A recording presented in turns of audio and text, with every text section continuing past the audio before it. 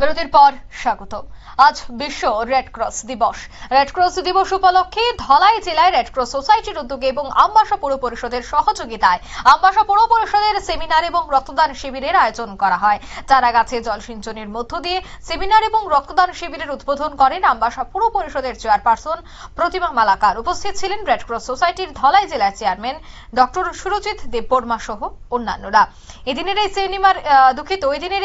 সেমিনারে red cross সোসাইটির সামাজিক যে কাজকর্ম তার পাশাপাশি আগামী দিনে কি কি করণীয় সেই বিষয় নিয়েই আলোচনা করেন রেড ক্রস সোসাইটির কর্মকর্তারা। কি বলছেন তারা শোনাচ্ছি।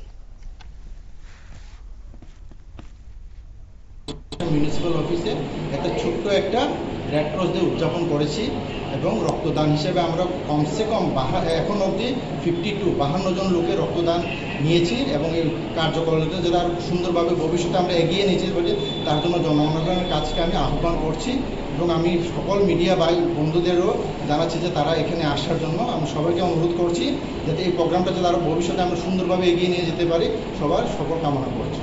আমরা এখান থেকে যেমন আজকে আমরা ওয়ার্ল্ড রেড ক্রস ডে হিসাবে এখানে ব্লাড ডোনেশন ক্যাম্প অ্যারেঞ্জ করেছি।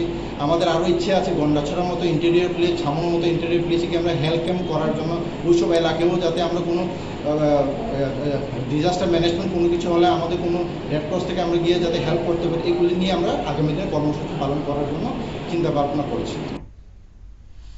আপনারা শুনলেন তাদের বক্তব্য। ওয়ার্ল্ড রেড ক্রস ডে উপলক্ষে এই অনুষ্ঠানের আয়োজন করা হয়েছে। রাজ্যব্যাপী এই অনুষ্ঠান হাতে নিয়েছে সদস্যরা। ঠিক তেমনি দেখা গেল ধলাই জেলাতেও তার ব্যতিক্রম হয়নি।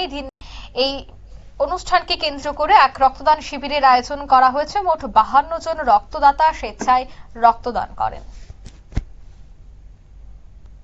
নিয়ে নিচ্ছে ছোট্ট একটি বিজ্ঞাপন বিরতি, সঙ্গে থাকুন।